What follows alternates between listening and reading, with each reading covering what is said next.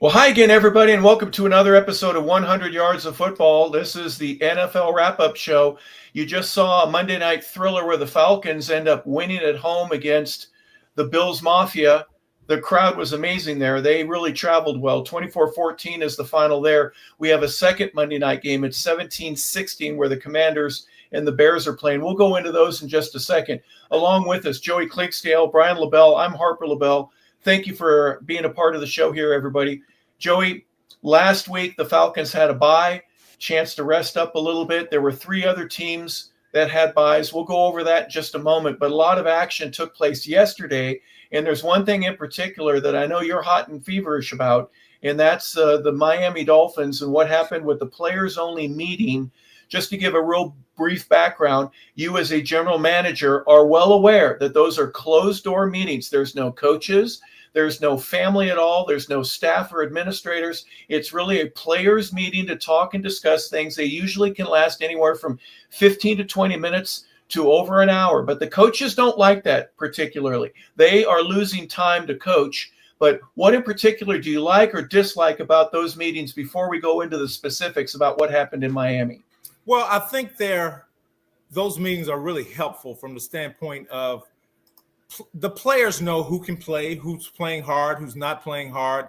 I would assure you that Kansas City had the same type of meeting that we never heard about with the Chris Jones issue, because he had an issue the first game versus the Chargers, if I'm not mistaken, where he went hero ball, didn't set the edge. There was a big run at the end of the game, and you saw a corner or a safety get up in his face, and they had a little argument. So I'm sure there was a meeting then, along with the play in Jacksonville. So I'm sure that happens, but rarely do you hear about a players-only meeting, especially this early in the season. I mean, we're a third of the way through the season, and it sounds like the Dolphins have had 2 or 3 players-only meeting, which tells me that team is on the verge of imploding from the inside out.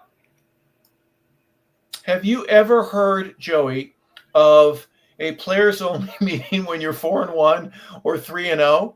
This is really, in my opinion, I've been involved in a couple, and I'm not bragging about it. I'm just saying I'm aware of it. It's usually, we got to turn this around.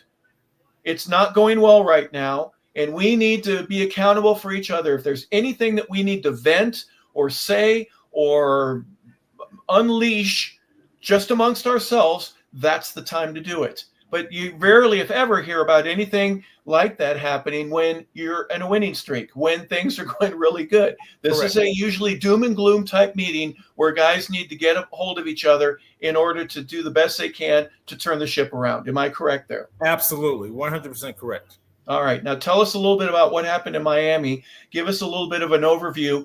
And from your perspective, from a personnel, from a scouting, from a general manager aspect, what's going on down there that is giving you the heebie-jeebies where I don't really like what I'm reading about? There's some stuff that needs to be corrected.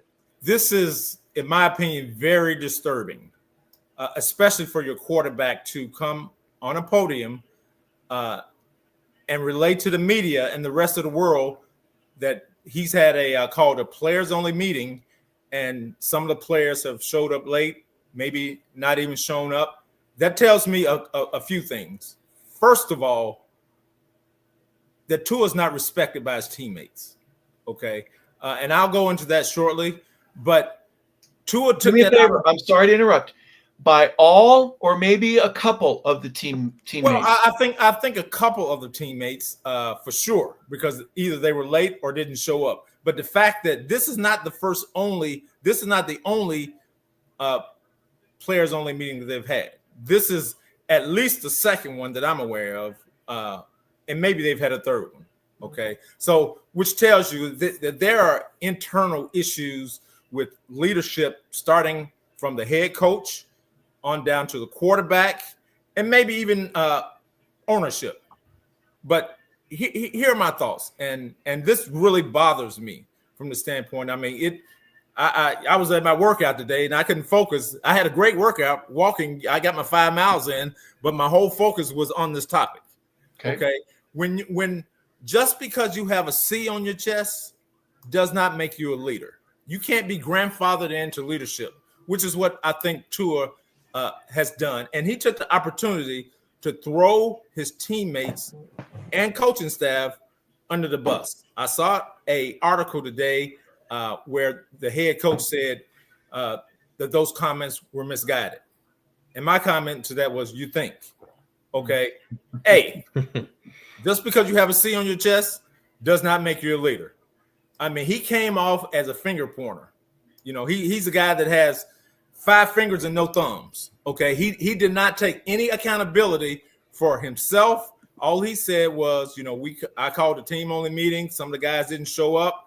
And there's an article out there where another player who was there for a cup of coffee, at some point they had a team only meeting and he was late. Okay. Now I can't verify that because I'm not sitting in the room. However, these things if they become public, it gets nasty. Okay. Yeah. Tua has lost credibility in that locker room when you get on a podium and you talk about how you called the team only meeting and X, Y, D, Z didn't happen, which tells me that he has not built any equity as a leader amongst his teammates. Okay. For you to be a leader, you have to build equity, and you build equity through your play, through your leadership, through your toughness, through your accountability to the guys that are in the locker room with you.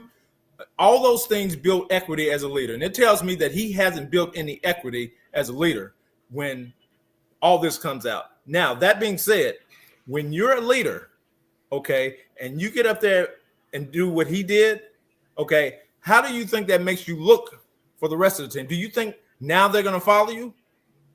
Absolutely not.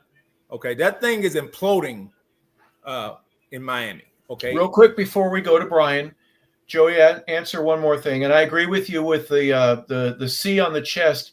Sometimes means contract value, right? You're one of my highest paid guys. That doesn't turn you into a leader. You're just a high paid guy.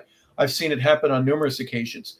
But do me a favor to kind of straighten out for me what Tua said, and then I believe it was yesterday Mike McDaniel defended him, and then today he says, well, on further review, I looked at what Tua actually said, and he was misguided. Can you give a little clarity to the difference between protecting your player and then hearing what your player really said and having a chance to probably visit with him one-on-one and not agree with what he said? Right. Well, I think what Mike McDaniels was referring to was the fact that Tua called a team meeting, and apparently he didn't have buy-in from the head coach to do that. Okay. So now I guess the team, they're having a meeting, and some of the players are either not showing up or are late to the meeting. So I come back and I ask this question. If Ray Lewis, if any, a multitude of guys call a players only meeting, do you think those same things are going to happen? I have a list here, and I'm going to read it. Excuse my eyes because I'm looking to the side. If these guys, so Tua is the 6th highest paid quarterback in the NFL. Okay, so that's some cachet of leadership. Okay, the fact that the organization said you're a $50 million a year quarterback. Okay, probably his teammates don't think so. The organization thinks so. So let me run off this list for you. And before I do that, Patrick Mahomes is the 15th highest paid quarterback in the National Football League. Okay. You have Dak Prescott at number 1, Joe Burrows number 2, Josh Allen number 3, Jordan Love number 4, Trevor Lawrence number 5, Tua's number 6, Jared Goff is number 7, Brock Purdy number 8, Justin Herbert number 9, Lamar Jackson number 10. If any of those guys call a players only meeting, who's going to be late? Who's not showing up? I would guarantee you none of them. If they call a meeting, everybody's showing up, everybody's on time, they're sitting down, and guess what? You have other offensive linemen and defensive linemen who are controlling their position group, who are getting guys to show up in the meeting. So when this does not happen from other position groups, it tells me that there's a lack of accountability, a lack of leadership, a lack of respect for the quarterback. You think if Patrick Mahomes called a player meeting that everybody's not going to be there. All those guys have skin on the wall. And again, that goes back to the head coach. Hey, If Andy Bill Reid will be Parcells there. knew this, Andy Reid will be there, and Jake, the State Farm guy, is going to show up if Patrick Mahomes calls that meeting. Absolutely. Tony Romo and Jim Nantz are going to show up just to be able to talk about it. If Tony Romo called it, Chris Collinsworth is there, yeah. Right. You think these guys aren't showing up? I mean, to me, what he did irreparably harmed him more than helped him. Okay. Sure. He's never going to get that locker room back after what he said. Okay. Yeah. And there will be a new head coach in Miami. I would be shocked if it's not a new head coach in Miami at some point, because from a leadership perspective, and I'll go so far to say this: every guy that's hired as a head coach who was a coordinator is not head coach material. Just because you're a great offensive coordinator will not make you a great head coach. Just because you're a great defense coordinator will not make you a great head coach. There's a leadership and respect aspect that comes along with that position, which some owners don't understand. We want to get the hot guy and hire him to lead our team, but they don't have great leadership ability. Okay, and that's part of the problem that you see going on in the National Football League. Again, remember this: 40 to 50% of the, and probably a little less now, 40% of the rookie quarterbacks that go in to start in the NFL, a lot of them come along with a new head coach. Okay, the failure rate for those guys, those quarterbacks, is as high for those rookie head coaches. Okay, because they come in as a package deal, and one of them doesn't perform, and usually, okay, if I can't get rid of the quarterback because of the contract, I'm going to get rid of the head coach, okay, because he's not a leader, or he can only coach the offense. He can't coach the defense. So now we got to have a strong defensive coordinator who can be the defensive head coach instead of the defensive coordinator, because the head coach cannot control the team as a whole, does not have the requisite leadership ability to lead an NFL football team, to lead grown men. So that's my issue with the Tua situation. He has done more harm to himself while throwing the other people under the bus. The head coach won't be there, but those people in the locker room have lost respect for him. And now when you have a new coaching staff in there and you still have some of the same problems, and you've already invested $50 million in this quarterback, ownership will have to make a decision to the fact of, okay, guess what? I may need to move on from this quarterback. So we're talking about a rebuild from the head coaching perspective. You may have to rebuild from the quarterback perspective. And now you realize you've probably overpaid a guy that's not really a leader, who's going to pout to the media when he doesn't get his way. Very interesting perspective, not only with the leadership aspect, but what happens if, is it easier to get rid of the entire locker room or just one guy? But that one guy's $50 million. You can't trade him to any team at all because, one, they have to have the need, and two, they better free up some cap money, and that is not necessarily readily available. Brian, you've been listening patiently. I appreciate it. What say you?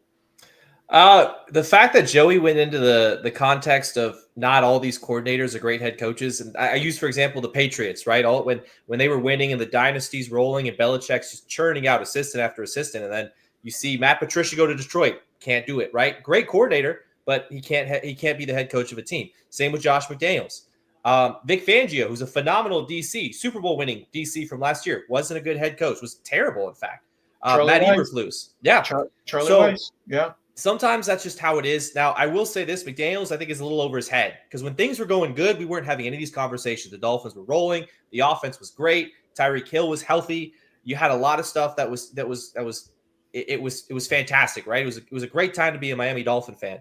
But then Tua gets hurt, and then you kind of have a relapse to where I think both for McDaniels and Tua, his injury was at least bottom time, right? Because we're struggling, we're losing, but when you don't have your quarterback healthy, it's very, very difficult to overcome that. You can ask any Cincinnati Bengals fan right now. You ask anybody who's dealt with a quarterback that's been in and out or even inconsistent play.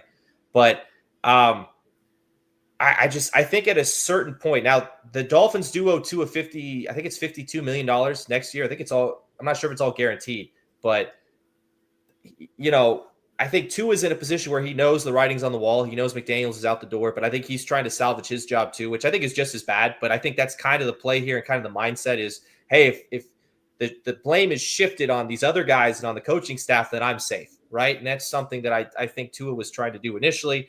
But I still think it's a bad look. I still think the Dolphins are just in a terrible spot. I would be surprised if McDaniels is the head coach past Halloween. I just don't see it happening. But a lot of bad stuff in Miami right now. I think it's time for a full reset. But the problem is everybody's going to want one of those hot commodities, right? One of the Dan Campbell guys, or maybe another Shanahan prodigy, or whatever it might be. And it's just, there's unfortunately you can't fire an owner, and sometimes the owners are kind of stingy in how they hire and how they run a team. And a lot of times it's a circle, right? It just keeps coming back and over again. It's just the same problems because stuff doesn't change at the top. It's leadership.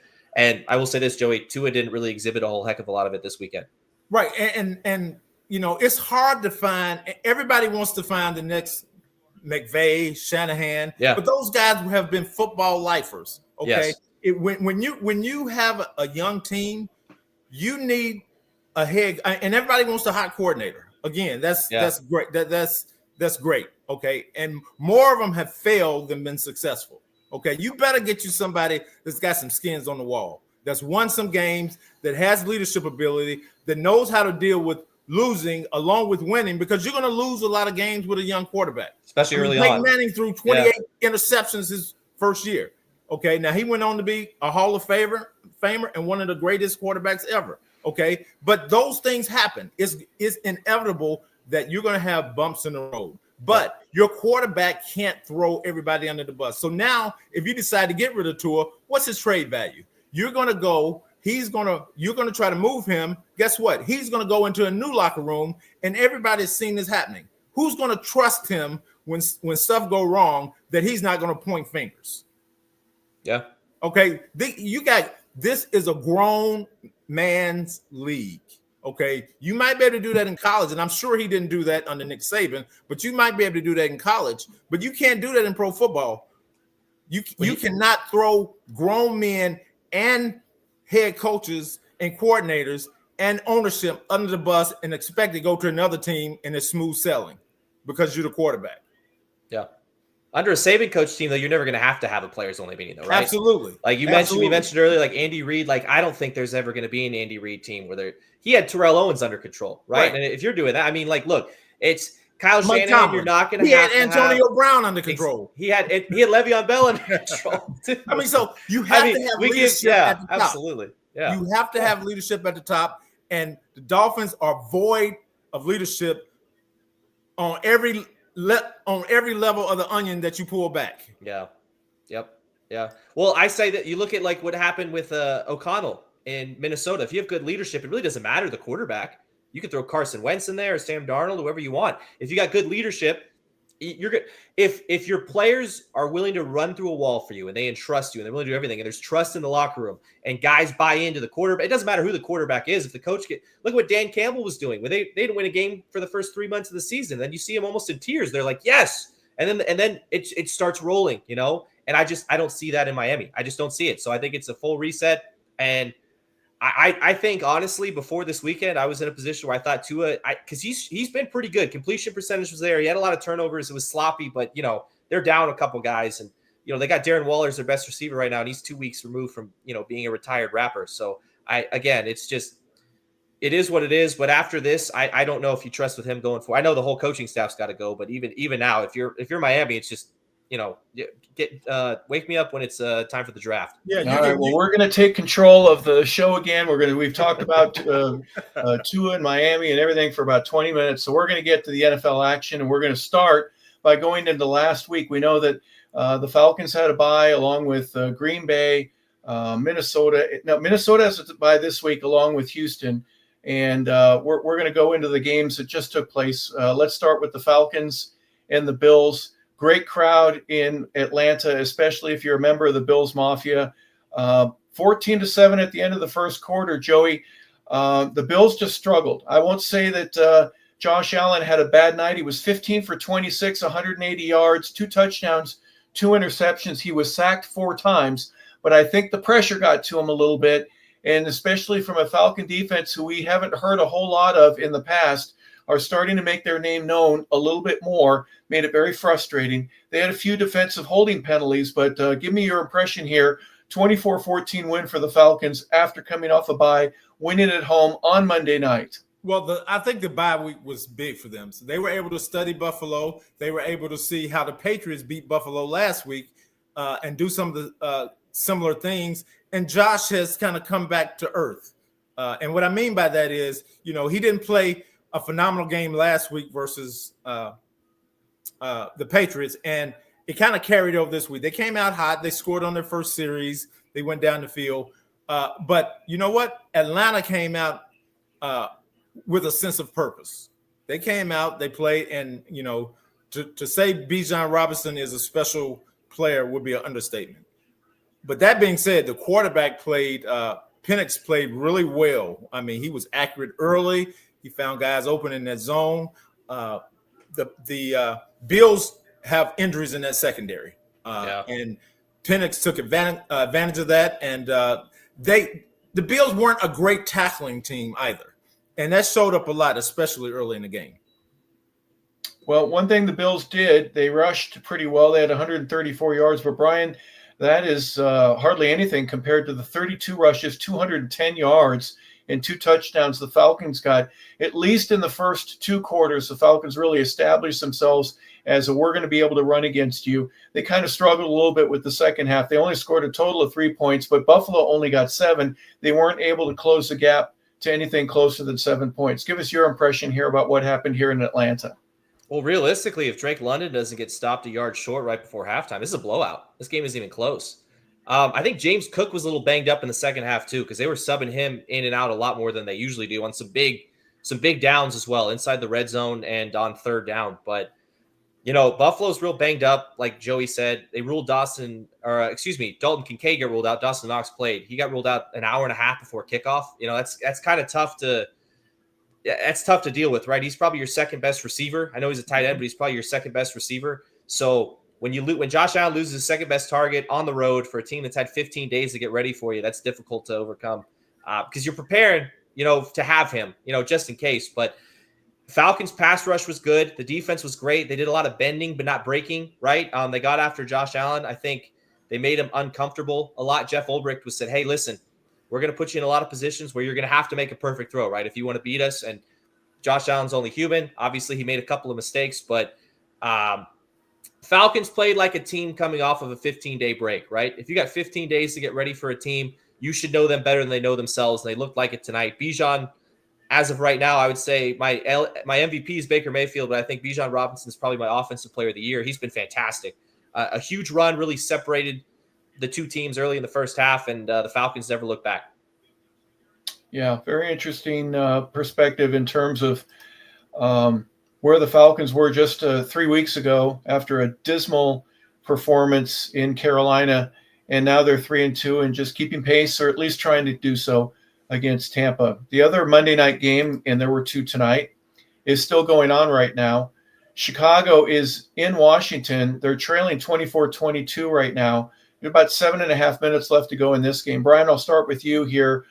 Chicago shows signs of really being competitive and a team that is just about ready to give either Detroit, Minnesota, or Green Bay a run for their money in the division. Am I wrong in saying that, or is this just a situation where, the Commanders aren't really playing great and they're leaving Chicago in the game, even though they're clearly the better team? What's your thought and perspective here about these two guys? My thought on Chicago as a whole is, I think the run game needs to be a little bit stronger. I think that's, for Ben Johnson's offense to really open up. They had a phenomenal running game last year in Detroit. I think they're still looking for that. I don't think Swift is bad, but they're not quite. I mean, look, I don't know if you're ever going to get on a level with Gibbs and Montgomery, but they're trying to get something similar, right? Something you can build off play action, stretch the field a little bit, get Luther Burden involved, try to get maybe DJ Moore a little more involved. They did early on in this game, but I think the Bears are a good young team. I think they're trending in the right direction, right? Unlike the Jets, unlike the Dolphins, which we talked about earlier, they're trending in the right direction. It's just kind of unfortunate for them that they're playing in probably the best division of football right now. So They got a lot of catching up to do. I think Washington, Jaden Daniels is still, this is like week 2 for him, right? He's still almost in preseason mode because he's been banged up, and I don't think he's still 100% healthy. But, he's playing a pretty good game. They still don't have Terry McLaurin, which is another thing. I mean, you give credit to this team because they got a decent shot right now going 4-2 without their starting quarterback and one of the best wide receivers in the league over the first month and a half. Joey, your perspective here. Again, this game's still going on. We don't have a final yet, but Washington is hosting Chicago. Your thoughts about these two teams playing here on the second of the two Monday night games? Yeah, Washington started out slow. Again, the weather, I think it played a factor for both teams. But Washington started out slow. They got behind early, and they fought their way back. And again, the quarterback is, like Brian said, is the quarterback is trying to get in his rhythm, get in the zone. And I think the more he plays, the better they'll be. And I think Washington was down 2 receivers tonight, not just one, but I think they were down 2 receivers tonight.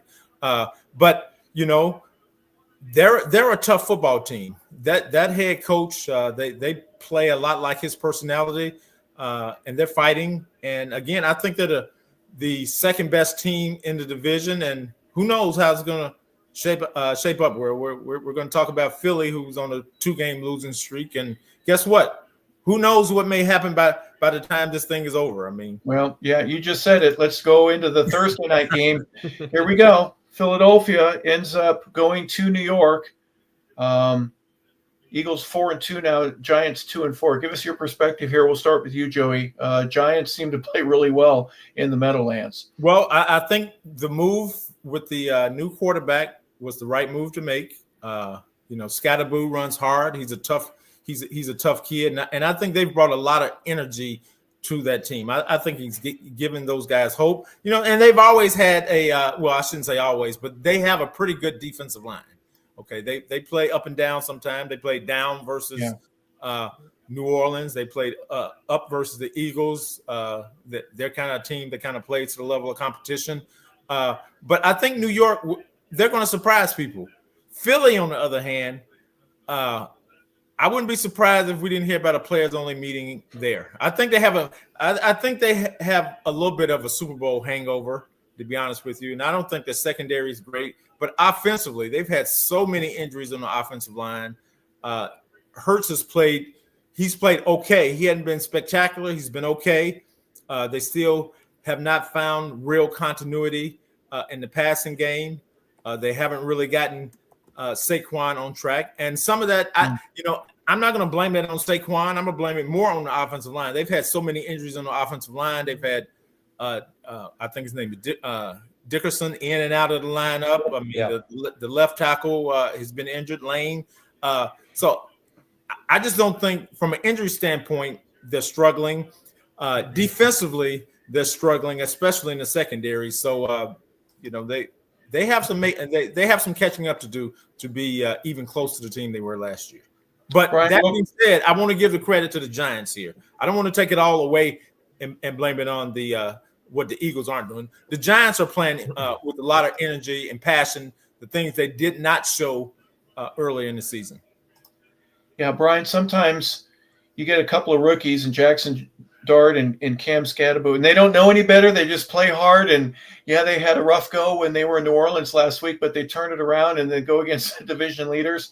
And I rush for 98 yards. I throw for 130, and it's enough to win. Who could have figured that, right? It's not in the cards, other than they're trying real hard and everybody else is rallying around them. I think they kind of came into a perfect situation because expectations were low, right? Especially like in week 1, Malik Neighbors goes down, and oh my gosh, you know what I mean? This team's already kind of written off, especially with the division they're in, where you got obviously Philly, who they played, you got Washington. The Cowboys' offense looks very, very sharp, but they got nothing to lose. Their backs are against the wall. They're too young to know any better, right? They come out here, they just play, and they're having fun. They're finding a lot of success. Theo Johnson at tight end has been a great find for them as well. Wan'Dale Robinson has really kind of shifted into a bigger role as far as the receiving is concerned. If I'm Philadelphia, and more so if I'm Jalen Carter, which he missed this game, right, obviously with an injury, and then he missed week 1 because of the issue he had where he got thrown out. But if I'm Jalen Carter and I'm Jalen Carter's agent, I'm taking the game tape from this game, and I'm taking the game tape from the Cowboys game. And when it's contract time, I'm going to put those 2 game tapes on Howie Roseman's desk, and I'm going to say, hey, this is what it's like when I'm off the field. So you do with that what you will. I'm going to walk out and then wait for my contract offer because this team looked bad. Two of the worst defensive performances I've seen from them since, they kind of became the Eagles and went on this run where they've been a force to be reckoned with was this past week and week one, where, the stats weren't gaudy, but the Giants dominated the line of scrimmage, especially late when they needed to, right? They tired them down. They wore them out, which is what the Eagles are used to doing on the other side. But Scatterboo wore them down. They couldn't make any stops. They couldn't do anything. And, you could really see it the whole fourth quarter. They were just dragging. It looked like they wanted to get out of there. They said, hey, we've had enough. We're good. Waving the white flag. We're done. And give credit to Brian LeBel, who was another coach that we kind of had dead in the water a couple weeks ago. He throws in Jackson Dart, which is, listen, I'm not huge on that. I think if you're going to put a young kid in there, you start him, right? Or you wait till the end of the year or an injury and he has to go in. But he made the change. He called to the bullpen and it worked out. And kudos to the Giants. They won a couple of big games against some good teams. Well, the way that Brian LeBel hugged and kissed and just embraced Jackson Dart after the win 2 weeks ago showed me that he really needed that victory for a coach. You know what I'm saying? And then for them to get another one, they got 2 wins now. They're 2-4. What a shame. They're 4-2. I'm not going to cry for the Eagles, but that's not a bad place to be at 4-2 if you have that many things that are going wrong in your organization. You're still in pretty good shape. I'm not going to cry here over the Eagles. Yeah, not going to do it. I want to go back to you, Joey, real quick with this one. Have you been to any London games or overseas games? And if so, can you express how much of a cultural but an organizational difference it is, because you got to bring everything and you got to set up shop in a place you're not familiar with. Talk a little bit about the schematics of doing that, and then we'll talk about the Broncos holding on to win. They're 4-2 as well, and the Jets are 0-6. 13-11 was the final there. But just give us a little bit of an overview of how difficult it is to pick up and move everything in the middle of the season and play a game in London. Yeah, it's difficult. I've been to London twice, Mexico City for games. But, London, usually the teams that travel to London, with the exception of the Jaguars, who are already on the East Coast, they usually play an East Coast game, most likely, not all the time, but usually.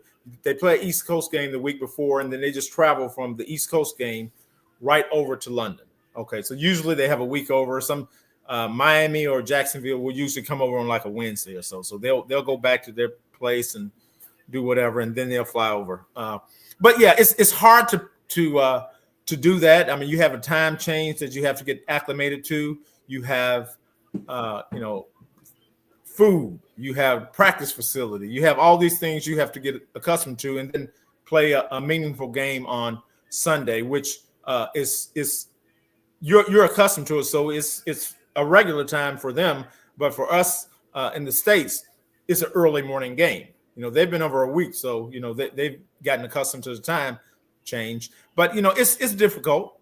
It's difficult. But guess what? Both teams are under the same circumstance, so there's no excuse for doing that because both teams have to do it. And usually, a team from the West Coast has been over there longer than the team from the East Coast that stays home and practice for a couple of days and then they go over. So that game was, while it was not pretty on the eyes, the flaws that the Jets have are continuous.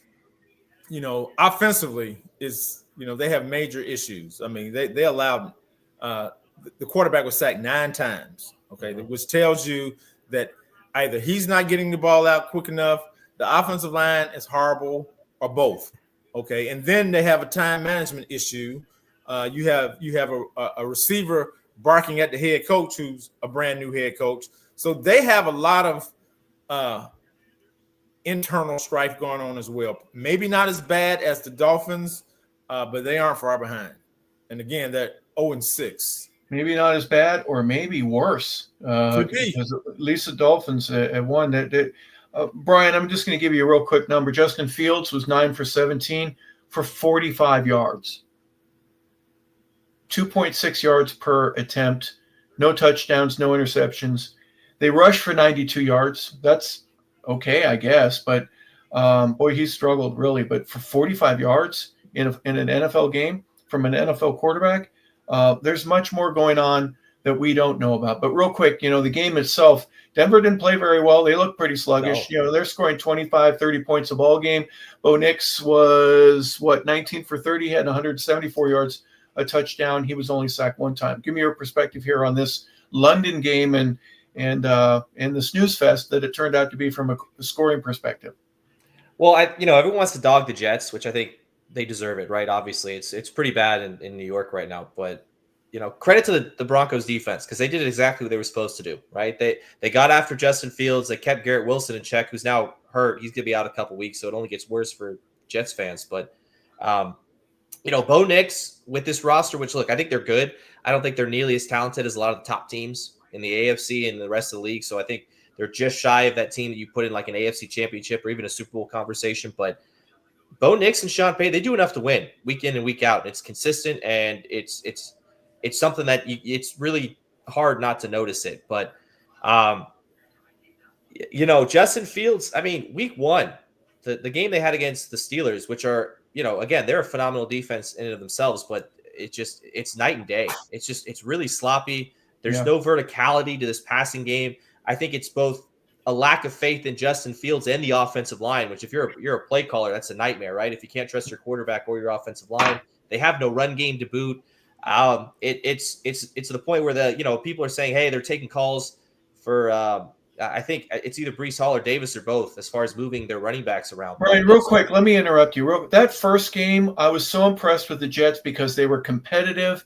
Yeah. They responded when the Steelers did something good. They came back with a score of their own. It was a close game there to the very end, and they haven't played anything close to that level since then, have they? No. I mean, Justin Fields at 218 yards in the air. Breece Hall was spectacular. Garrett Wilson was good. I mean, it was a fun football game. And I think if you're watching Jets games as of recently, especially if you're a Jets fan, there's not been a lot of fun football. And it's been rough to watch. And the team is trending downward. They're going in the wrong direction. And it sucks because you got a rookie head coach here who's trying to right the ship on a team that, let's be honest, was already really bad, right? This was not a good football team. But listen, we're a couple weeks away from kind of trending in that, is this team going to win a single game all year territory? Because it's just, and then you lose Garrett Wilson, like I said, who's your best player on the team, probably other than Sauce Gardner. Now he's out. So they're going to have to figure out, without their best player, how to move forward with this offense.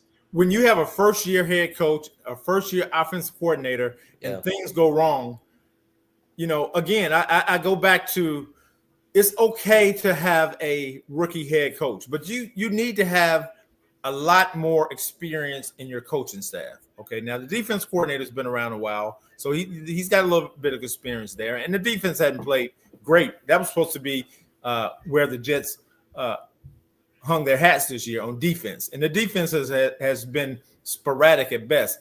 But offensively, they've been atrocious. And again, you have a first-time play caller, a first-time offensive coordinator going in, and you have a first-time head coach. And these things that are happening on offense, it doesn't look like they have answers. And that's the biggest problem, when a problem occurs and you don't have answers. Yeah. I've heard a lot of different players, Hugh Douglas being one of them, back when the Philadelphia Eagles and Andy Reid was running it, when Jim Johnson coached the team. He goes, hey, guys, 17 points. Don't allow any more than 17 points, and we're going to win this ball game. And if you say the Jets defense, hey, man, 13 points in an NFL game, you got to score a little bit more than that. That's doing our job. But unfortunately, the defense gave them two. Defense scored two. The offense only scored 9 points. Defense got a safety. So I know. Yeah, it's bad. Anyways, all right, let's move on. The C game between the Cardinals and the Colts. Guys, everyone's talking about how Indiana is for real, right? Well, we've known Indiana's pretty good there in the college and the NCAA level, but are the Colts in that category yet? Do we qualify them there? Yes, the Cardinals are only 2-4, but they're 4-0 at home, Indianapolis is, and they win 31-27. Kind of come from behind. They needed 2 touchdowns in the fourth quarter to take the lead and hold it. Brian, why don't we start with you? What are you impressed with?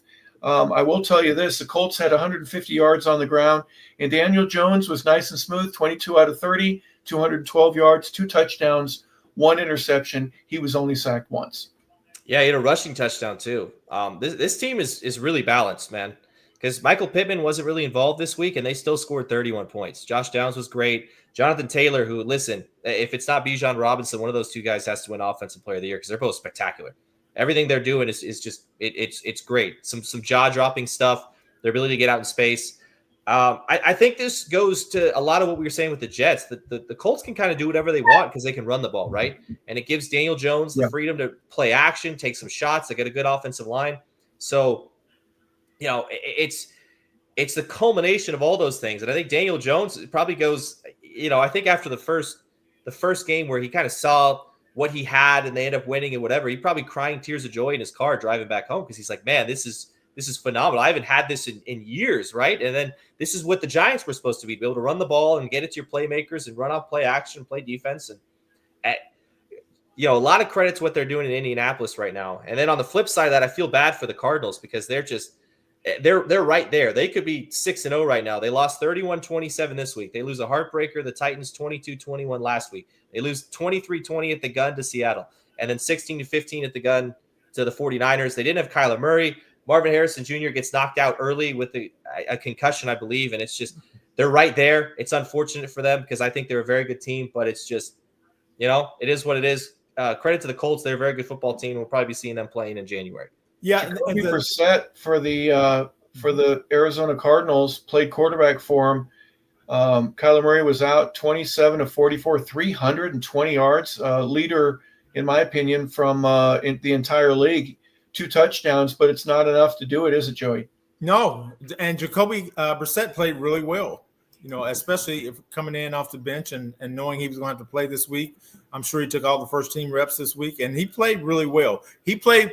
They played well enough to win the game. I mean, they were down early. They made a comeback, tied the game. They may have even gone up. But again, I've said it the whole time.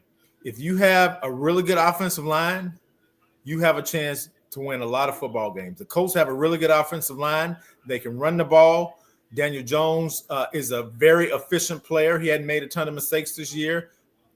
And the Colts have a really good team. I mean, they have a solid defense, not a spectacular, but a solid defense and a pretty efficient defensive line to go along with that offensive line that they have. They're going to win a lot of ball games as long as Daniel Jones doesn't make any major mistakes. The Colts will win a lot of football games this year. Well, Joey, since you started the show with Tua, let's talk about the next game that we have on the hit parade. We're going to talk about what I believe to be a really important Chargers win on the road. They're 2-1 on the road right now, and they go back up to 4-2 after a couple of close losses. They win a close one, 29-27. They're against Miami. Miami falls to 1-5. Real quick stat. Both teams ran the ball well, 140 yards for the Chargers, 137 on the ground. But Tua, if you're going to get up and talk to people and you go 21 out of 32, 1 touchdown, 3 interceptions, and then basically you're going to assist to getting your head coach fired, having to defend you. Not an easy day at the office for them, but that was a winnable ball game. They scored 14 points in the fourth quarter. It was a winnable ball game. They again, and let's start with Achane. Achane is a really good football player. Okay, running the ball, catching out the backfield. He is really an exceptional football player. Their offensive line did some decent things this week. Again, when you throw in the coverage, bad things happen. And especially if you're a timing passing team and your timing is off. And those interceptions really hurt the things that Miami were trying to do. On the flip side, the Chargers, with a banged up offensive line, Herbert made a man-sized play there toward the end where he pulled away, switched the ball back to his right hand and throws a pass, and Ladd McConkey made an excellent run, made the guy miss to get down in field goal range to win the game. But the Chargers are a banged-up team. They aren't the team that they were week 1 or week 2 before the offensive line injuries, the running back injuries. But they're always going to be tough. They have a tough-minded head coach who's done it before, who's got skins on the wall in college and has been to the Super Bowl with the Niners, despite not winning it. Again, when you have an experienced team with you have a young quarterback, but you have experience around the team, you need a head coach that's got skins on the wall. I'm gonna say that. I'm gonna keep preaching that. Yeah. Just because you can't always go for the shiny object, because this guy's done it. I mean, that shiny object can be glaring sometimes. So you have to owners have to pick the right guy, and I think the Chargers have the right guy to him. Well, Ladd McConkey had 7 receptions, 100 yards exactly, 1 touchdown, just enough to win, right, Brian? Basically, it wasn't an overly impressive game in terms of the way that the ball bounced. There wasn't anything very unique, but it was a well-earned 20-point second half there for the Chargers and enough for them to be able to hold on. Well, it looked kind of like a signature moment for Tua because they drove down the field and they scored about a minute left to take the lead. But, special teams comes into play, right? The Chargers get a pretty good kick return. And then I think one of the best plays I've seen where the guy wasn't highlighted is the Ladd McConkey play where he gets upfield. And I think it's something like 35 or 40 yards. And he gets out of bounds and sets him up to kick the field goal. Hassan Haskins is in. He's replacing Omarion Hampton, who got hurt a couple weeks ago, right, with the ankle injury. And he's just kind of a fill-in guy who they had on the roster. But he's blocking. He chips the left tackle, allows Herbert to step up and to kind of get away from a sack, and he makes a throw. And he's the first one downfield throwing blocks for Ladd McConkey to help free him up and get an extra 5-10 yards. It was a tremendous play. It's an effort play. It's something that, you can kind of coach that, but you have to want it bad enough. And I just wanted to highlight that because I thought it was a fantastic play by Haskins, who's just kind of a guy filling in. But Herbert's played well. The Chargers are in a position where they, I think they're playing a little underneath what they're capable of. I think Joe Alt being hurt is a big reason for that. He'll be back maybe next week or the week after.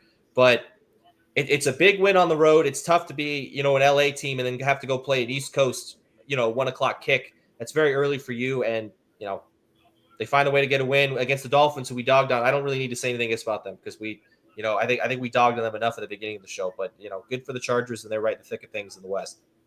All right, we'll move on to the next one. Guys, either of you, Joey, we'll start with you. Are you surprised now that with this loss that Buffalo had on Monday Night Football in Atlanta against the Falcons, they fall to 4-2? Guess who's also 4-2 in the AFC East? That's the New England Patriots. They're 3-0 on the road, and they win 25-19 against the 1-5 New Orleans Saints. Which means the Patriots are a half game up since they already beat Buffalo. So guess what? Guess who's leading the division right now? The New England Patriots with Mike Vrabel. And again, they've taken the personality of their coach. Their quarterback is playing exceptionally well. He's a great deep ball thrower. And he made some big plays with both his legs and his arm versus the Saints. And you know what? The Saints are a team. They, defensively, they struggle a little bit. Offensively, they aren't a bad team. Spencer Rattler has not played bad for them this year. They're just undermanned man per man at a lot of positions. But Spencer Rattler deserves to be a starting quarterback. He's shown that through the first third of the season. I mean, he hadn't played bad at all. They got to get the running game going a little more. But again, this all goes back to what the Patriots are. The Patriots are a tough team. They've taken the personality of their head coach. They don't make a ton of mistakes. They play hard. They play to the whistle. I like a lot of the things that the Mike Vrabel-led Patriots are doing right now. Brian, Drake May had 3 touchdowns in the air. Neither team rushed for 74 yards. They both had 73, and Alvin Kamara was 10 for 31 yards, 3.1 yards per carry, no touchdowns for him. That's an unusually low number for a guy like Alvin Kamara and the history that he's had going back to him and Drew Brees. But it surprises me more that the Patriots are 4-2 than the Saints being 1-5. The Saints have some issues. The Patriots, in my opinion, have corrected a lot of theirs. They had a bunch of fumbles 2 weeks ago. They're holding on to the ball, and guess what? They're winning the game in the fourth quarter when they need to. Yeah, credit to Drake May. I think the difference in this game was I think May is just a little bit better right now and further ahead in progression as far as Rattler. Now, I think they got more talent on that side of the ball too, but I mean, Ramondre Stevenson had 13 carries for 18 yards. I think Travion Henderson had 9 for 27. Either one of these teams, listen, the run game was non-existent for both these teams, as you said. It was bad. It was ugly. I think Drake May was actually the leading rusher for the Patriots at 28 yards. Yeah, so, by 1 yard. Yeah, he had 1 yard. I mean, listen, I know, look, the Saints are a bad team. I understand that. But when you got a young kid like Drake May, he's got all the confidence in the world right now, right? He's doing everything for this offense. Doesn't matter who it is. Doesn't matter if it's Stephon Diggs. Doesn't matter who they got out there, Hunter Henry. He's making plays. They're winning games. They're in first place. And what I saw from the Bills tonight, they look kind of. I know they're banged up. We talked about that, but I mean, I wouldn't write off the Patriots as far as seriously contending for this division because they already own the tiebreaker. The rest of this division is kind of bad, but Patriots might be for real. I know that's unfortunate that we got to hear this again, right? It's only been, 4 or 5 years removed from the Tom Brady, terror, but they're back. They're coached really well, and they're feeling good after the last couple of years been rough on them. The Saints, on the other hand, it's a rebuild year. See what we got, and hopefully they got to maybe get your quarterback in the draft if you don't think Rattler's your guy. But Alvin Kamara, I think it's just like you said, mentioned him earlier. I think it's just the wear and tear, man. He's been the guy for a while. He's a lot of hits, a lot of carries, a lot of catches, and it catches up with you. And I think we're starting to see that, unfortunately. Well, if I'm watching tonight's game and I'm Mike Vrabel and I say, you look at my division, and you've got the Jets and the Dolphins, they're 1-12, 1-11 combined at this point in the year. And if you looked at it, if you just saw for a minute or two the look on Josh Allen's face, they're beatable. Let's go take this thing. We can. We got to take it. No one's going to give it to us. They could sweep the division. They go 6-0 if they beat the Bills again. They could easily go 6-0. Yeah. Well, another team that looked really good coming off the bye was the Pittsburgh Steelers. They looked a step faster. They looked a step healthier. They win 23-9 against the 1-5 Browns. Browns had a trade earlier in the week. Joe Flacco goes to the Cincinnati Bengals, and it's Dylan Gabriel's team. Dylan Gabriel was 29 of 52. He threw more passes, or at least attempted more than anyone else by far this week. 221 yards, no touchdowns, no interceptions. He was sacked 6 times. Brian, I'll start with you. Do we want to talk about how bad the Browns are, at least right now, or how good the Steelers are? Let's start on a high note. We'll talk about how good the Steelers are. There we go. All right. I think Aaron Rodgers, the offensive line from week 1 to this week is night and day because, this was a litmus test for them because the front four for Cleveland is very, very good. Obviously, they got Myles Garrett, but the bread and butter of their team is they're going to stop the run. They're going to get after the quarterback. They're going to put pressure on you. And, let's be honest, Aaron Rodgers is a little older, right? He's not in a position where he's going to be able to scramble and get away. Wasn't sacked once. They didn't get him one time. No. So, that's huge. They ran the ball pretty well, too, when they needed to, right? You get up and then you say, hey, we're beating a bad team at home. Let's control the clock, control the line of scrimmage. And, Joey, we talked about that a couple weeks ago, right? Offensive line play and how important it is. And especially when you play in, Pittsburgh, the weather was kind of bad, right? The field conditions weren't good. I watched Brian Boswell slip and fall on a field goal attempt. And when points are at a premium, you have to be able to move the football. They did exactly that. Rodgers looks good. That Metcalf and Rodgers connection looks very, very good. Anybody can get involved in the red zone. And all of a sudden, the Steelers team with kind of the status and the way the AFC's kind of shaped up looked like they might be a serious contender. They might be able to host a couple of playoff games. Metcalf, Rodgers underthrew Metcalf a couple times. Yeah, he missed him once too. Could have another touchdown. The game could have been even more. But the thing Rodgers did is he got the tight ends involved this week. He hadn't done that so much in the past, but he got the big kid from Georgia. He got what's the other kid? Connor Hayward. Their 4th-string tight end caught a touchdown. Yeah. Yes, so he's been really efficient with the ball. The running game alive a little bit, and again, the best way to beat Cleveland is run away from Myles Garrett. If you can double him and run away from him, then you can have some success. And they were able to do that. Cleveland on the other end, if you throw the ball 52 times, chances are you are not going to win the game. Okay, that's not a balanced offense. That is not a recipe for success when you have to throw the ball 52 times, especially with a rookie quarterback. Now he did. I don't think he had any interception, but I venture to say, watching the game, he really could have had 4 interceptions that were dropped or off the Steelers' hands. So Cleveland has a long way to go. They need to improve the offensive line. They need to find a way to run the ball. Again, they don't scare you on the outside with the receiving core. The tight end is the best player, and I think Njoku, I don't think he finished the game. I think he started the game, but I don't think he finished the game. I think he got hurt. So Cleveland has a lot to do, and Mike Tomlin was not he was not happy because of the in-division trade that was made. I mean, that's rare that a guy go from Cleveland to Cincinnati, and Tomlin's like, well, what the hell is going on here? What is going on in the division that you would make a trade of a quarterback in the division? So he wasn't happy with that. But so now I think the Steelers play Cincinnati next week. So They he's do. he's Short week. going to see that quarterback. So it's interesting. But the Steelers are 2 or 3 games up in the division after 6 games, which I don't think anybody predicted. And a bye week, yeah, right. I don't think anybody predicted that. Obviously, nobody predicted where Baltimore would be right now with injury and atrocious defense. So that division is interesting. The Steelers could run away and hide, but the Steelers have to play better the second half of the schedule because the last few years, historically, the second half of the schedules is when they've struggled. Yeah, beating them up a little bit. Speaking of beating up, Cowboys at 2-3-1 now. They go to Carolina. Yes, I am surprised that Carolina now is 3-3. They are making ground, or at least trying not to lose any additional ground to the Tampa Bay Buccaneers. Real quick stat for you, Joey. I'll start with you. Dak Prescott, 25 of 34, 261 yards in the air. He had 3 touchdowns, but goodness gracious, Joey, they rushed for 31 yards. The Panthers, on the other hand, had 216 yards, and Bryce Young's throws for 3 touchdowns. He was only sacked once. Give me your perspective of this Cowboys-Panthers game. Well, Jerry Jones and the Cowboys keep making brilliant moves. They get rid of Rico Dowdell because they didn't want to give him an extra $1 million or $2 million. And he tells them to buckle up because I'm coming. And guess what? He came for a total of 239 total yards, over 200 yards rushing. And guess what? They couldn't stop it. I mean, the defense is the Achilles heel for the Cowboys.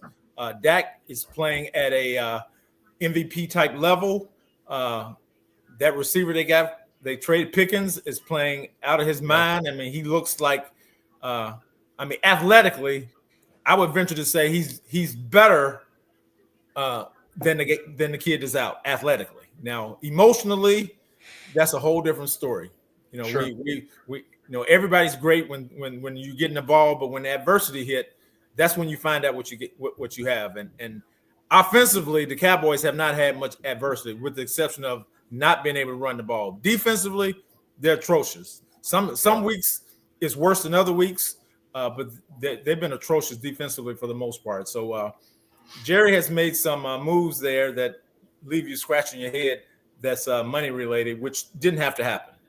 But all that being said, we need to give Carolina Panthers their flowers from the standpoint of they have a young team.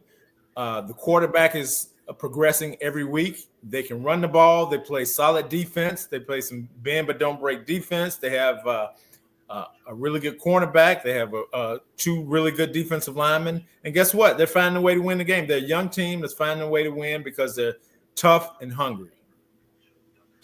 Yeah, Brian, it's when you average 5.7 yards every time you rush, which is what they did against that Cowboy defense. Dowdle averaged 6.1.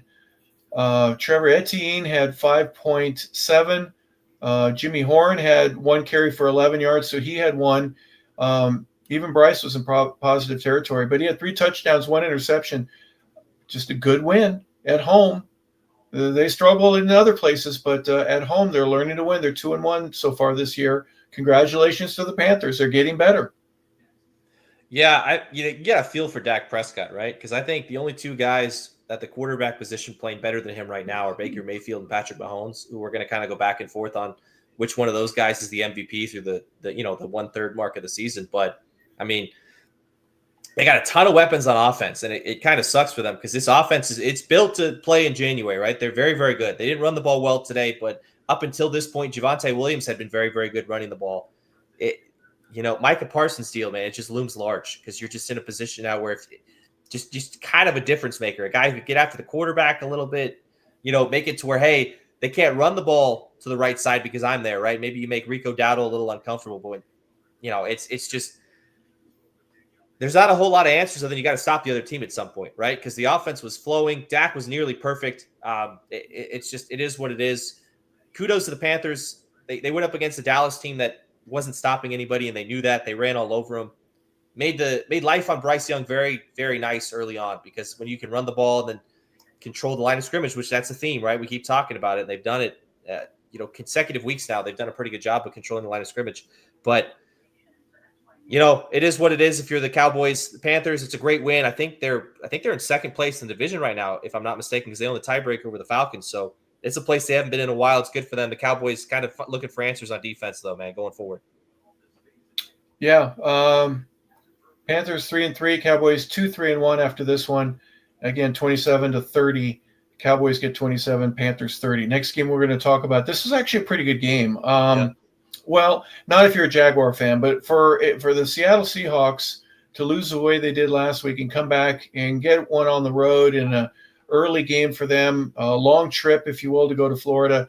20-12 is the final in this one. And Sam Darnold just continues to impress, guys. He was 16 for 27, 295 yards. He was only sacked once. He had 2 touchdowns, no interceptions. Each team struggled mightily in order to run the ball. Seahawks had 60 total yards on the ground. Jaguars 59. Trevor Lawrence didn't play all that well, but DeMarcus Lawrence and Byron Murphy each had 2 sacks against Trevor Lawrence and that Jaguar offense. Brian, we'll start with you. Your thoughts here on this game.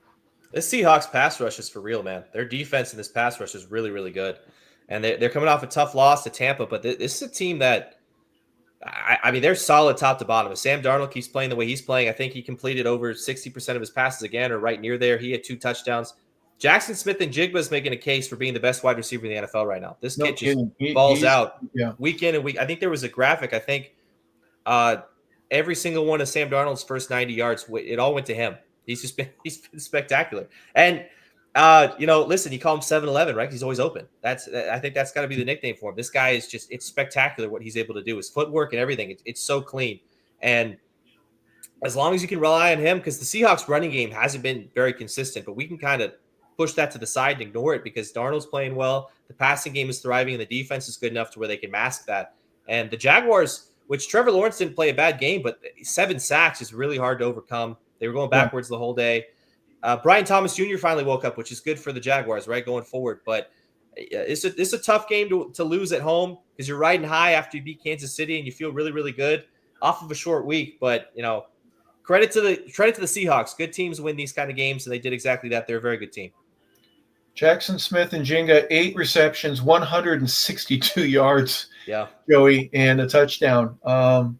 It is the combination, or is it just the wide receiver that's really making a name for himself? I'm going to ask you a tough question here. If it wasn't for that bad loss and how Minnesota really struggled and Darnold looked like a deer in headlights against the Lions in that playoff game, but he got him to the playoffs. The Vikings last year, he helped them. What, they have a 14-3 record. They were a really good team, and now he's doing it in another place with another coordinator. I'm going to give him a little credit for going, you know what, you're a pretty good football player. Absolutely. I think Minnesota was going to move on from him anyway. They had already invested a first-round pick in a quarterback who they liked, who to this point has only had one really good half of football, and he's been injured since then. But that being said, Sam Darnold's played excellent football. He's a big, strong guy that can throw vertically down the field. And I think the thing that helps Seattle, despite not being able to run the ball well this week, is the fact that the quarterback is under center. They're able to run play action. And when you can make the linebackers move from play action, move up, it gives you an extra second to throw the ball across the middle and down the field, step up in the pocket, and do some things that shotgun teams that are predominantly shotgun can't do. I think this offense really fits Sam Darnold well, even more so than the one in Minnesota last year. So I think you're able to see his true talent here. In Jacksonville, they came back down to earth a little bit. And again, Trevor Lawrence was sacked more than he would like to be, obviously. I think he showed some of the flaws in the offensive line. But Seattle has a good defensive line. Seattle is a really good football team. And I know early I said I think the Rams will win that division. But, I don't know. Seattle's playing really good football, and I think it's going to be a nip and tuck all the way to the end in that division. Well, you went there, so let's do it. Let's talk a little bit about the 4-2 Rams. They're 2-1 on the road, so give them credit for that. 17-3 is the final there. Joey, I might be guilty of feeling bad for the Ravens right now. Now, I know there's not a single person in Pittsburgh, Cincinnati, or Cleveland that feels the same way that I do. They're going, put the knife in deeper and then start turning it against those guys. But they're 1-5 right now. They can't get out of their own way. They are really struggling. Defensively, they're a mess. And offensively, 3 points in the first quarter, and then they can't score in the next 3 at home? What's going on? Well, I think a lot of things are going on in Baltimore. Obviously, they missed their leader. Okay, he's the stir that stirs the coffee, Lamar Jackson. But that being said, everybody gets hurt. Every team is dealing with injuries in some way, shape, form, or fashion. However, Baltimore's guys are not stepping up to the plate. But the defense hadn't stepped up to the plate all season long. So that's a problem. I don't know if it's the scheme they're running. I don't know if the personnel they have playing. I don't know if everybody's waiting on the bye week so we can get Lamar back and energize the team. But even with Lamar, defensively they've struggled. That being said, the Rams have played good football. I know Puka got hurt. He didn't finish the game, which that will be something that needs to be paid attention to going forward. But the Rams, again, they're a good football team. Offensively, they can score with anybody. Defensively, Baltimore did enough to hold the Rams to 17 points. And it's something to be said for that because the Rams have been pretty high-powered most of the season. But I think the Puka Nacua injury will be something because that's his main guy. So it'll be interesting going forward to see how long he's out. But the quarterback is playing at a high level, and the Rams are a really good football team. Well, speaking of looking at rushing and what's going on and how the Rams are going to have to change things up, I'm still impressed with Derrick Henry. 24 carries, 122 yards for that young man. Hard to stop, but still 3 points. Brian, there's something else that has to be going on. Is it just the defense can't stop anybody, so the offense says, well, we might as well not score anymore? Well, I think the bright side in all this, I know that the start is terrible, but the defense looked better this week, much better than what they had been in the past against an offense that I would argue was better than the one they played in Houston last week when they got steamrolled. So at least you're trending in the right direction. But the good news for Ravens fans is this. Reports are Lamar Jackson's going to be back. You got the Bears, you got the Dolphins, you got the Vikings, the Browns, the Jets, the Bengals, the Steelers, and the Bengals. Those are your next 8. And if you're fully healthy, even if your defense isn't up to par, you should at least be 6-2 in those next 8. That puts you right back in the thick of things in the division. It puts you right back in a chance to compete, maybe to host a playoff game, maybe a higher seed. It might be out of the question now. You'd almost have to run the table, but season's far from over. Lamar's going to come back. I think it's kind of going to turn the offense around. Derrick Henry still was very good despite Lamar's absence. So you're going to score a lot more than 3 points. I'd be shocked if they get anywhere near that. If they're not scoring 20, 25 points the rest of the way, they may have to, depending on if the defense goes Jekyll and Hyde and they revert back to their old form next week. But this is a game for the Rams where you lose Puka Nacua, which is unfortunate. I think it's a high ankle sprain or something. That's what they're saying. MRI, we don't know the extent of it yet, but you got Devontae Adams. You got a decent run game. You got an experienced quarterback, a play caller, a good coach. Maybe weather the storm for the next 2 to 4 weeks, depending on how long he's out. But, they're going to have to keep winning to keep pace of that division because the Niners are right there with them, and so are the Seahawks. But this is a game they should have won, and defensively they played really, really well. Concerns on offense because they didn't play all that well against a very bad Baltimore defense, but still get a win, and, you're still moving on to next week. Rams are 4-2. Ravens fall to 1-5. They're 1-3 at home, so they've played 4 home games right now. That means 3 of their next 4 games will be on the road. Yes, the schedule looks easier, but they will not have the friendly confines of having Raven fans there dominating the purple seats. All right, let's move to another controversial game, and we say that because Tennessee falls to 1-5. They lose to the Raiders 20-10 as the final. We'll start with you, Joey. Brian Callahan is out as the head coach. He was fired, the first coach this year to have that happen, and assistant senior offensive coordinator Mike McCoy will take over as the offensive coordinator, moving to the interim head coach. Your thoughts here about what's going on in Tennessee? Well, I think the fact that they had a coach on staff that they could, who's a veteran coach, Mike McCoy was the head coach before for the Chargers. So at least he gives them a sense of calm. Okay. I don't think the team has gotten better under this head coach. I mean, you see small steps every now and again. They have one win on the year, and that's because of basically a fluke play. Else, two of them.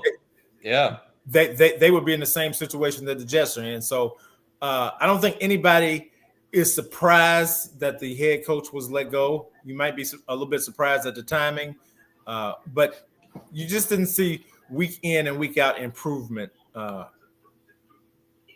by the Titans. And so I can't feel sorry for what happened, because that's part of the business. I mean, it's at the end of the day, it's a win now business. So if you aren't winning, despite having a young quarterback, and again, he was supposed to be this hot offensive coordinator that's coming in, that's going to do this, do that. But my question is, was he a leader of men? Okay, you can get a coordinator to coach a quarterback, to run an offense, to get the right personnel in. I mean, they've been through the Titans as an organization in the last 5 years. They've been through 2 or 3 head coaches, 2 GMs. They're on the 3rd GM, and they're about to be on the 4th or the 5th head coach if you're counting the interim guys. So you know, from an organizational standpoint, it's been a mess.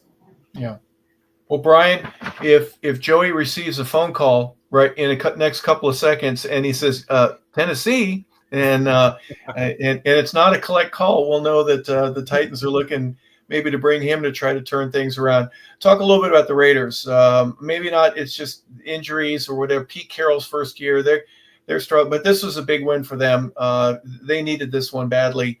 They should have beat the Titans. They did. They've got a long way to go. Let's put it that way. And especially with the Chiefs, and we'll talk about them in a moment, the momentum there in the division has shifted very quickly.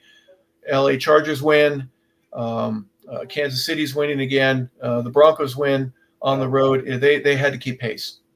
Yeah, it's a must-win game for them. I mean, honestly, you're at home. This is a team that's reeling with the Titans. They got a lot going on internally. They don't have a lot of talent. And unfortunately for them, Calvin Ridley makes a big play. I don't think it was the first play of the game. It was the first drive, 19 yards, and then he comes up holding his hamstring. I just kind of immediately knew, like, oh my gosh, everything that's going wrong for this Titans team kind of did. They were hanging around, they were in it, and then they gave up. I think Cam Ward gets sacked right around the 4-yard line. He fumbles, the Raiders recover, they score a touchdown. All of a sudden, it's 10-0, right? From a flip of a switch, they get shut out in the first half. They don't score their first touchdown until I think late in the 4th quarter. The Titans, that is, and it was ugly football. You know, it's credit to Cam Ward because he's sticking in there and he's toughing it out. He's not going the Tua route or throwing anybody under the bus. He's showing up on Sunday and playing the best he can with a lot of guys that, you know, let's be honest, there's not a ton of talent on this team, not a ton of guys that would start anywhere else. You know, I feel bad. There's a trend with these young quarterbacks. We get a team that is either on the last leg with their head coach or something goes wrong, and then they let the head coach go, and then you have an interim coach halfway through the year near the end of it, then you bring in another coach, and then it doesn't work out, and then you have to fire him, and then you bring another interim guy, and you have these young quarterbacks going through 3, 4, sometimes 5 coaches in a rookie contract. And it's really difficult to stay on the same page and schematically and everything that, you know, goes with being prepared to win on Sundays. I hope that isn't the case for Cam Ward because I think he's got a ton of talent, but you know, unfortunately, that kind of seems to be the trend. If you're the Raiders, it's a good win without Brock Bowers, who's probably your best player. The offense looked better. Geno was a lot cleaner, but still a lot of work to do if you want to, you know, compete in this division. Titans 1-5. Raiders are 2-4. Raiders end up getting that win again. It's 20-10. Let's move on to Cincinnati at Green Bay. Brian, we kind of teased that Green Bay was going to be one of those teams that you just penciled in after the trade for Micah Parsons, and they win their first game or second. They looked really good. They're 3-1-1 right now. Very impressive win. Joe Flacco goes from a brown uniform to a Bengal uniform. It doesn't really have to switch the colors all that much, but they didn't score in the first half. They were trailing 20-10. They end up getting all 18 of their points in the second half. I'm not sure what to make of this right now, but the Bengals really need to do something to just kind of keep pace until Joe Burrow, obviously, he's still got a lot of time with that foot injury. Give me your perspective here on this game and the Bengals. Well, Joe Flacco's a Pittsburgh trade away from completing the division cycle, right? From wearing all Pretty four much. divisions in the Yeah. AFC North. Yeah. You know, I for the cycle. I would, if you're Joe Flacco, do you want to wear a Steelers uniform though, or is that just kind of like, no, that's I could never do that. By the end of this year, I think he would be begging for something like that. Yes. Well, they'd have the oldest quarterback room in the NFL. They'd be 81 years old between the two of them. Their average quarterback age would be 40 and a half. So I don't know. I don't know if that's exactly the fountain of youth there in Pittsburgh, and they'd still be better than the Jets. Yeah, they'd probably still be better than the Jets. There you go. Yeah, absolutely. What about the Dolphins, Joey? What about them? Would you be better than the Dolphins too? Well, that's a dumpster fire. I mean, hey. Yeah, a hot dumpster fire. I'm sorry, Brian. Go ahead. No. It's give credit to the Bengals because they were in this thing for a little bit there, right? They looked like a team that their new quarterback was in the building 4 days ago for the first time, right? That's what they looked like. So that's that's what you expect. The playbook goes from this thick down to this thick, right? Because we can't call 60-70% of what we want, right? He's got to get acclimated. Now we got to go play a short week, a Thursday night game against maybe the best defense in football. Mm-hmm. But that's moving on.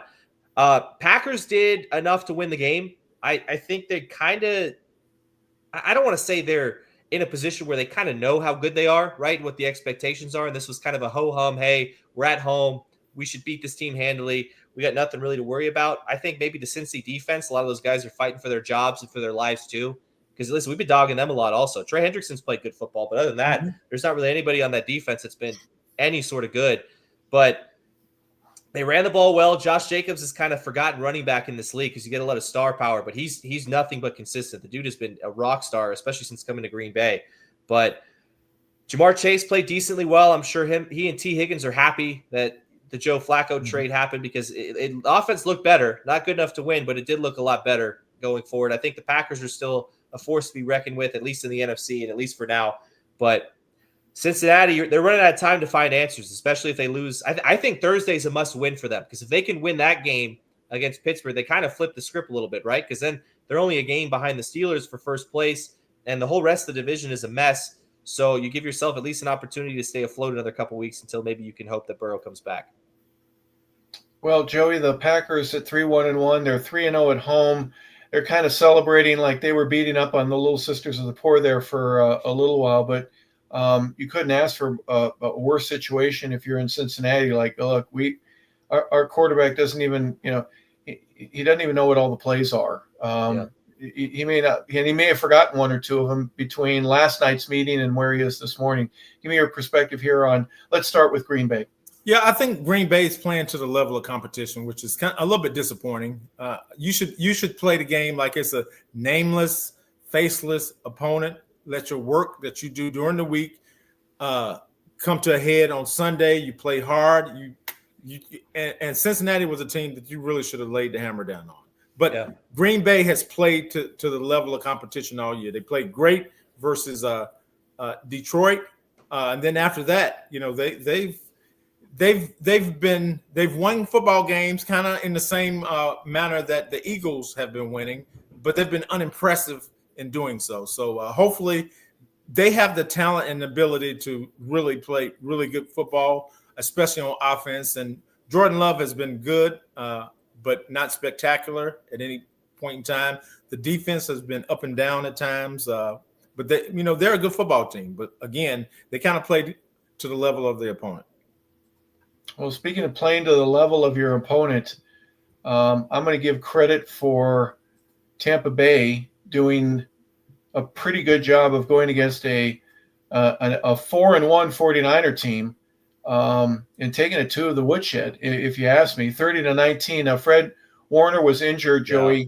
That's a big loss in a team that's had big losses over the last 2 or 3 years. Can you think of anybody that's had to deal with more pressure from having to put another guy in the lineup to plug and play versus a name in the league that we've known, whether it be McCaffrey, whether it be your quarterback, whether it be your left tackle, whether it be a defensive lineman, whether it be through free agency. They've had a lot of roster change, but doggone if Baker Mayfield didn't make one of the plays of the year. I don't know if it'll be ESPN highlight play, but it sure should have been on 3rd and, what was it, 16 yards. He ends up gaining about 17 and 1 inch. And literally, if you haven't seen it, folks, what an amazing play that Baker avoids a sack. He scrambles, he turns around, he gets spun around, he gets a first down, reaching over to get a play. And really just emphasizes to me, Joey, how tough he is and how much tougher the guys are playing in Tampa because of that. He's a leader. He should have the C on his chest. Great leader. I mean, I couldn't have said it better. Baker epitomizes exactly what you want in your quarterback. He's tough. He's fearless. He does whatever it takes to make that play the most important play. I mean, that scramble he had, avoiding a sack, making the guy miss, and getting that first down, and then coming back the next play, I believe, and throwing a touchdown to Tez Johnson, to Tez, who which is his first career touchdown because. Yeah. Abuka is hurt. I mean, it's just incredible. Okay, the running game has picked up even despite the injury to their best runner.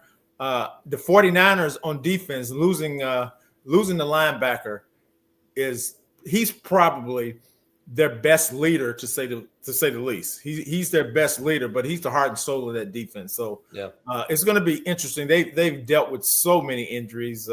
The past 2 years for the 49ers.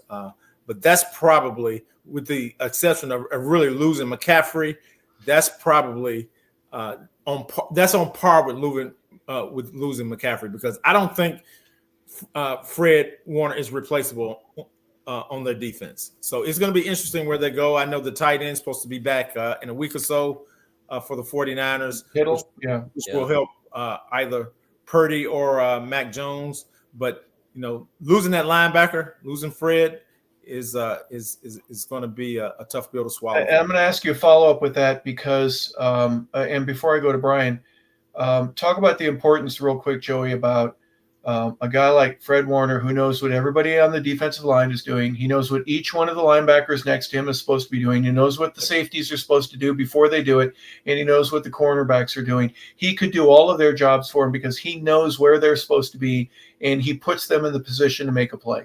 He's their coach on the field. I mean, he is the leader, the defensive leader for sure, and he's probably the leader of the team, okay, because he's going to be the most vocal guy. He's smart, articulate. He knows what everybody does. He's fun-loving. If he calls a team meeting, everybody's showing up, and they're going to be sitting there 5 minutes early. I guarantee you. Yeah. If Trent Williams calls a team meeting, everybody's going to show up. They're going to be 5 minutes early. They're going to have their notebook open to a page with the pen ready to start writing notes. Absolutely. Yeah. Absolutely. So that's what I'm saying. I mean, you have to have leadership on your football team, and they're going to miss Fred on the field without question. Well, Brian, they're still 4-2. It was not a good loss, let me say that, but it was a little bit of a longer trip back to San Francisco, coming from Tampa. 30-19 is the final. What do you say if you're Kyle Shanahan right now? How do you address your team in Wednesday's meeting going into next week? I mean, he's got so many new faces he's got to address, right? I mean, it's just got to be tough for him to learn the names of everybody that's going to come in and replace his starters every year. It's getting kind of ridiculous, right? Right? You got name tags in week 6, right? Because you're just shuffling. Kendrick Bourne is a guy who's been in the league 9 years. He's been cast away, shuffling in and out. He had another phenomenal receiving game. So give Shanahan and Robert, Saleh a lot of credit for what they've done, because they are able to plug guys in. Obviously, it's not going to be the same. We talked about Fred Warner is probably the best player on their team. He might be the best defensive player in the league, but there are some guys you just can't replace. But you got Kittle out, you got Pearsall out, Mac Jones, who played decently well. They fooled him twice on coverage, and I think that was the difference in the game.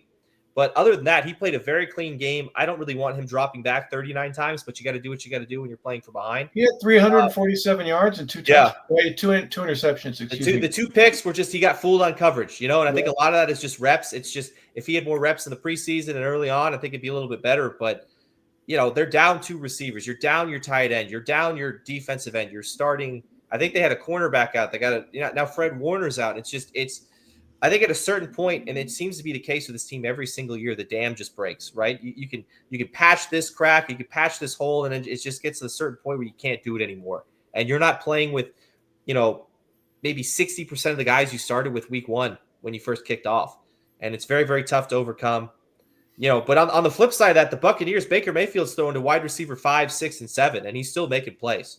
And it's kind of spectacular to watch. I think if you look at the game plans and what Tampa was able to do, run the ball, they only had to throw it 23 times.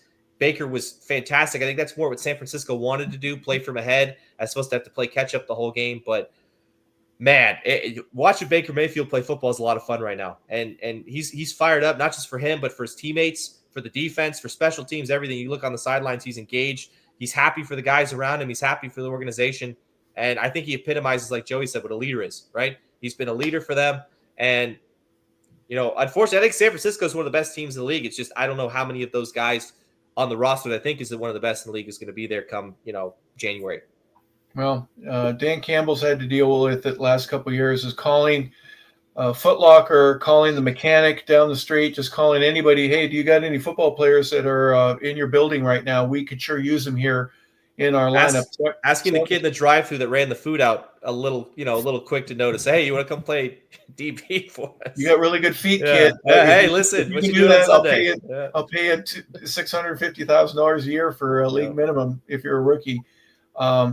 Baker did something in his post-game interview with Tracy Wolfson. Baker, what an amazing play. He goes, well, my line is blocking for me, so I got to have a shout-out to them. And also to my wide receiver who's supposed to run a dig route, and he read the coverage right. Yep. And I signaled to him right before the play, and he knew what he was supposed to do. There was no center fielder out there, so he runs a post, and I hit him there. He makes a great play. And then that backflip that he did, I think the Russian judge gave him a 9.8. Other than that, that was a perfect 360 flip with a twist for a wide receiver. That was amazing. So anyways, lots of good things going on in Tampa. They're 5-2. Don't be so. And before we go, I want to give credit to Todd Bowles. He has done an excellent job of coaching exactly what he has. He believes in Baker. He's a defensive coordinator. He's not a yeller or a screamer, but guess what? They understand who's in charge. They understand who's in charge of the offense.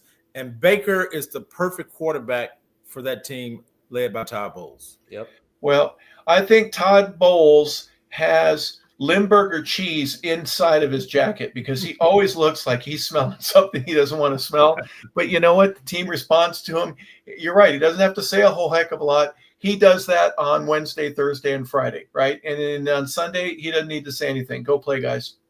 I think one thing about Bowles, too, is early on, he was in that conversation we had earlier where a coordinator who wasn't really a great head coach, but I think Bruce Arians took him under his wing and groomed him and really taught him how to lead a team and not just call a defense. And I think he's done a flawless job. So you got to give credit to Bruce Arians too, right? Because when he left, this team, I don't think has really missed a beat. And Todd's done a tremendous job. And the organization is in a really good spot, I think, going forward. Absolutely. Yeah, the numbers speak for themselves. Talk about division championships over the past, 4, 5, 6 years, and a Super Bowl championship with Arians and Brady.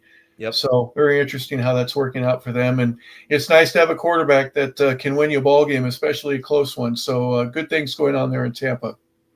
Let's finish up. The final game that we were going to talk about is where'd my notes go? I lost the picture for a second, but let's just talk a little bit about the Lions losing. They're 4-2 as well. They lose in Kansas City. Let's give credit where it's due. Kansas City has really fought hard over the last couple of weeks to turn some things around. 30-17 is the final there. Patrick Mahomes throws for 257 yards, 3 touchdowns. Guess what? They might be back. I don't know, but I think the Super Bowl hangover is over. Their players only meeting. They didn't even announce that they had one, but if they did, they certainly have changed things around.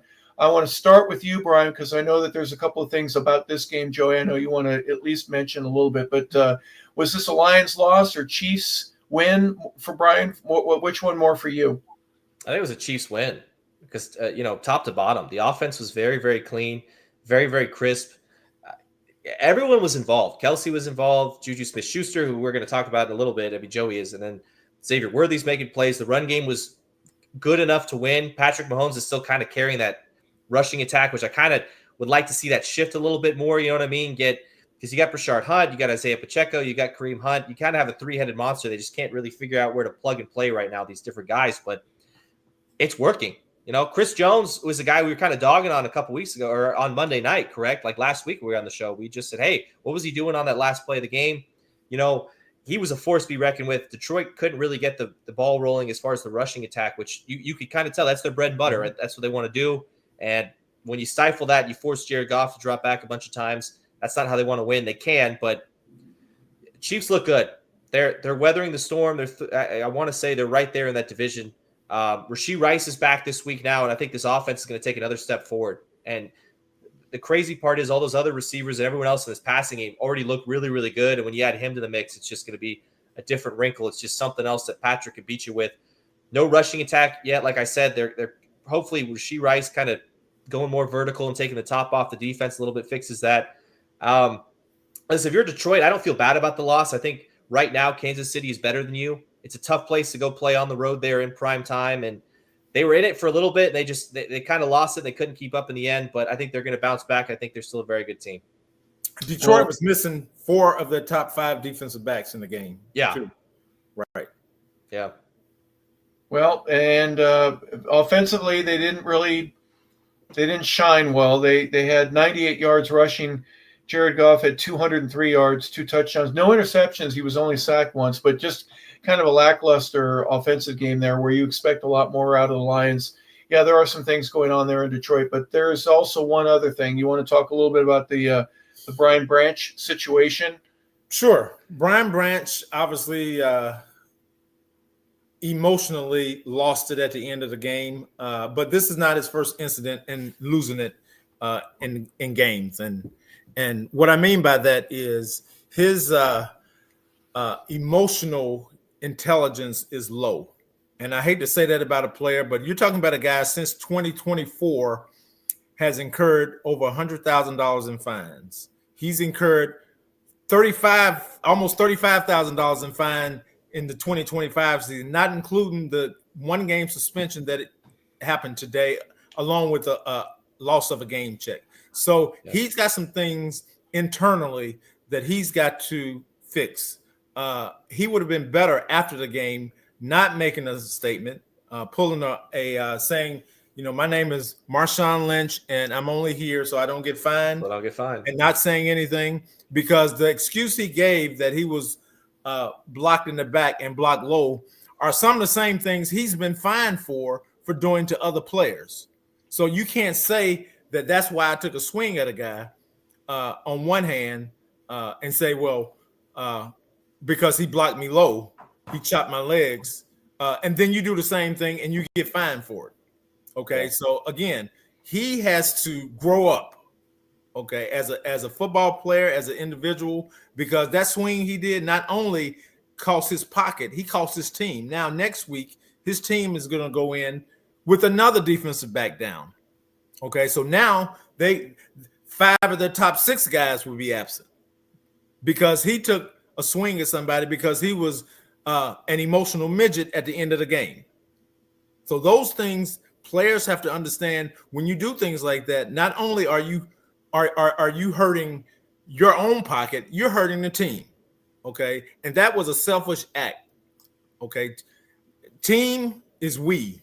When you do something like that, it's all about yourself. It's all about I. And I will cost you money every time. And Joey, the difference between doing it during a game, if you're defending one of your teammates, if you're doing something that it crosses the line from a rules perspective, but it also helps with the morale of the team. It's different. What was his first name? Perfect, the linebacker for Cincinnati, who got so many penalties for hitting somebody when he shouldn't have, and you got to get rid of that guy. Basically, I'm not telling the Lions what they need to do, but when the game is over and everybody's shaking hands and you're punching another player and dragging him to the ground after a game is over, that speaks to the maturity level and lack thereof.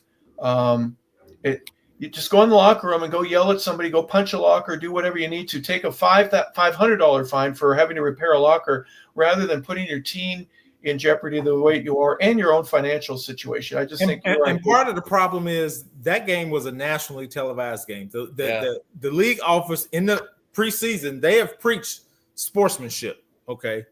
Take care of each other, sportsmanship. So when you do that in front of a live audience and you're the only game on TV, there will be a price to pay, okay? So he was lucky to only get out of there with a 1-game suspension and a loss of a game check. So, I think he was, I don't know what round he was drafted in. He's a younger guy. I mean, but that's probably going to cost him $150,000, a game check. Or a game check, which is closer to $1 million. Yeah, well, so that's what I'm saying. So it's the 13th time now you said that he's been fined in his career. It was 13 leading up to this fine.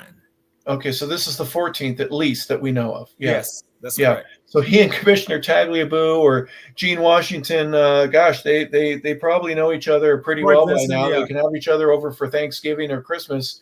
And with all that extra money that he's contributed to the league, there are going to be a lot of fortunate kids around Christmas time as well. That money will be given away, certainly. All right, last game that just finished up here, last-minute field goal there by Mooney, and the Bears end up winning 25-24 against the Commanders. I'm going to say this is a nice road win for the Bears. A good one of these games that you need to have in your hip pocket.